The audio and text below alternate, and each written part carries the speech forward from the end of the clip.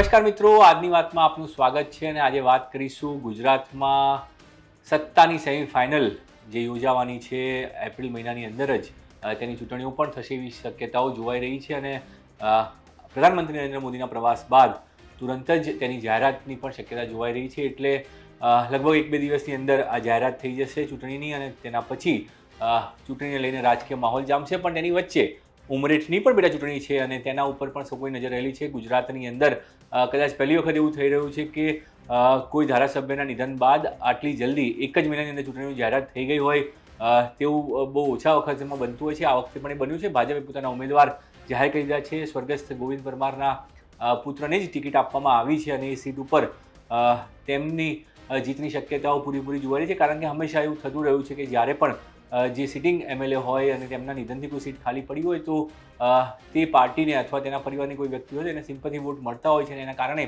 જીતનો chance વધી જતો હોય છે. એટલે આ વખતે પણ એવું મનાઈ રહ્યું છે કે ઉમરેઠની અંદર ભાજપની જીતની શક્યતાઓ પ્રબળ છે.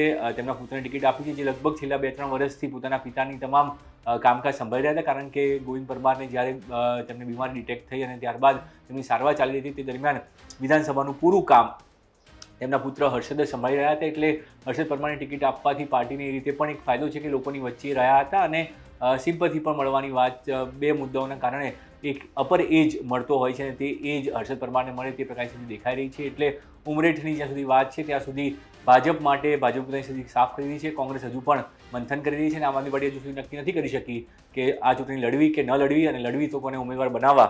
આમ આદમી પાર્ટીએ જાહેરાત તો કરી હતી કે અરવિંદ કેજરીવાલ અને ભગવંત માનના 4 દિવસના પ્રવાસની અંદર નક્કી થઈ જશે, પણ હજુ સુધી તેના દ્વારા કોઈ સત્તાવાર જાહેરાત નથી કરવામાં આવી. આગામી 1-2 દિવસની અંદર એ નિર્ણય કરવામાં આવશે અને ત્યારબાદ સુધી સ્પષ્ટ થશે કે પેટા ચૂંટણીમાં આમ આદમી પાર્ટી પોતાનો ઉમેદવાર ઉતારશે કે નહીં. બીજી તરફ સ્થાનિક સ્વરાજની ચૂંટણીઓ લઈને પણ જે છે મતદાર યાદીઓ જાહેર થઈ ગઈ છે અને 1 તારીખે આખરી મતદાર યાદી પ્રસિદ્ધ થવાની છે, જેની અંદર 15 મહાનગરપાલિકાઓ હોય, 70થી વધુ નગરપાલિકાઓની વાત છે, 260 તાલુકા પંચાયતો અને 34 જિલ્લા પંચાયતો, આ તમામ જગ્યાઓ ચૂંટણીઓ થવાની છે. હવે તેમાં જે વસ્તુ છે, 2 મુદ્દા છે કે શું આ ચૂંટણીઓ 2 તબક્કામાં થશે કે 1 તબક્કામાં થશે, એટલે કે નગરપાલિકા અને મહાનગરપાલિકાઓ ભેગી, તાલુકા અને જિલ્લા પંચાયતો ભેગી. શું ચૂંટણીઓમાં 2 ભાગ પાડવામાં આવશે કે તમામ ચૂંટણીઓ એક સાથે થશે, તેના ઉપર પણ સવાલ ઉઠી રહ્યો છે. બીજો એક મુદ્દો છે ઉનાળામાં જે આપણે ત્યાં કહેવામાં આવે છે કે એપ્રિલ અને મે મહિનામાં સૌથી વધુ ગરમી હોય છે. એ ગરમીના સમયે જો ચૂંટણી યોજવામાં આવે છે તો સ્થાનિક સ્વરાજમાં લોકો એટલા ઉત્સાહથી ભાગ નથી લેતા હોતા. તેવા સંજોગોની અંદર આ ચૂંટણીઓ જાહેર થશે, તેનો કાર્યક્રમ જાહેર થશે. તે સ્વાભાવિક રીતે એપ્રિલ મહિનાના અંતમાં અથવા તો મે મહિનાની શરૂઆતમાં જ ચૂંટણીઓ પૂરી થઈ જાય તે પ્રકારનું આયોજન કરવામાં આવશે, જે પ્રકારનો સમયગાળો હવે બચ્યો છે. કારણ કે મે મહિનામાં 15 મે પછી ગરમી વધતી હોય છે અને તેવા સંજોગોની અંદર ચૂંટણીઓ કરવી ખૂબ મુશ્કેલકારક હોય છે અને કપરી સ્થિતિ હોય છે.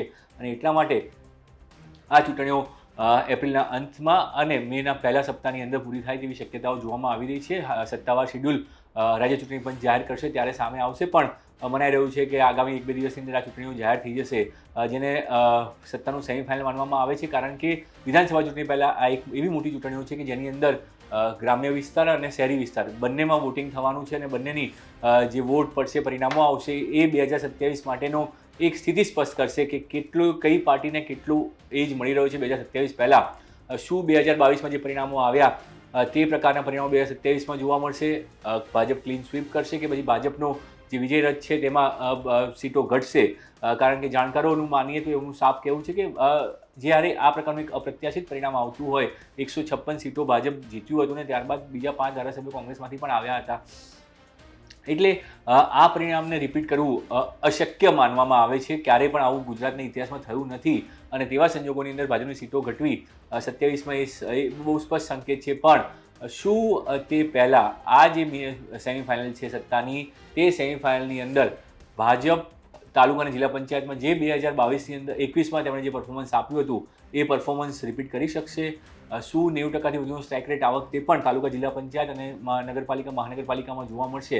આમ તો સામાન્ય નગરપાલિકા અને મહાનગરપાલિકા વિસ્તારો ભાજપના ગઢ સમાન રહ્યા છે અને ત્યાં કોંગ્રેસનું અસ્તિત્વ જે છે બચાવવાની લડાઈ ચાલતી હોય છે ને એમાં પણ આમ આદમી પાર્ટી જ્યારે કોંગ્રેસને ફટકો લગાવવા માટે તૈયારી કરી રહી હોય તેવા સંજોગોની અંદર કોંગ્રેસ અને આમ આદમી પાર્ટી વચ્ચે મુખ્ય વિપક્ષ બનવાની રેસ છે. પણ જે વર્તમાન સ્થિતિ છે અથવા તો અરવિંદ કેજરીવાલની પાછલી મુલાકાતો જે થઈ એમાં જનસભાઓમાં જે ભીડ હતી અથવા જનસભાઓમાં જે પ્રકારની સ્થિતિ હતી તે જોતાં હાલ સૌરાષ્ટ્રના 2-3 જિલ્લાઓ પૂરતું આમ આદમી પાર્ટીનો ક્યાંય મોટો ગજ વાગે તેવું દેખાઈ નથી રહ્યું. પણ સવાલ એ જ છે કે ચૂંટણીઓ જાહેર થયા બાદ કયા પ્રકારના ઉમેદવારો જાહેર કરવામાં આવે છે.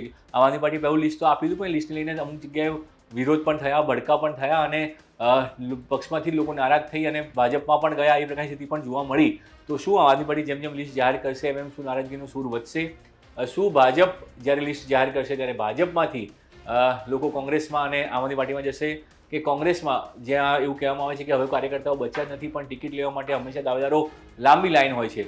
તો કોંગ્રેસે આ વખતે તૈયારીઓ વહેલી શરૂ કરી હતી, પણ શું એ તૈયારીઓનું પરિણામ શું છે, શું ફળ મળી રહ્યું છે, તેની કોંગ્રેસ જ્યારે ઉમેદવાર જાહેર કરે ત્યારે શું એ ત્યાં સકારાત્મકતા દેખાશે, કે પછી કોંગ્રેસમાં દર વખતે થતું હોય છે તે રીતે ઝઘડા થશે અને વધુ લોકો કોંગ્રેસ છોડશે? તે પણ એક મોટો સવાલ છે. એટલે બે મહત્વની વાતો છે. ઉમરેઠ વિધાનસભાની અંદર ભાજપને અત્યારની સ્થિતિમાં તો એ જ દેખાઈ રહી છે. ભાજપે તૈયારીઓ પણ અગ્રિમ રાખી છે અને જે રીતે ઉમેદવાર જાહેર કરી દો તે રીતે ઉમરેઠ વિધાનસભાની પેટા ચૂંટણીની અંદર ભાજપ અત્યારથી એક એજ લઈને આગળ ચાલી રહ્યું તો દેખાઈ રહ્યું છે. અને બીજી તરફ જે સત્તાના સેમીફાઇનલની ચૂંટણીઓ જે જાહેર થવાની છે, જેને સેમીફાઇનલ ગણવામાં આવી શકે છે વિધાનસભા ચૂંટણી પહેલાં, તે મહત્વની ચૂંટણીઓ છે. તેમાં બે ભાગમાં ચૂંટણીઓ થશે કે એક ભાગમાં, તેના ઉપર સૌ કોઈ નજર છે. કારણ કે હંમેશા એવું માનવામાં આવે છે કે બધી ચૂંટણીઓ એક સાથે થવી જોઈએ, પરંતુ એવું થતું નથી.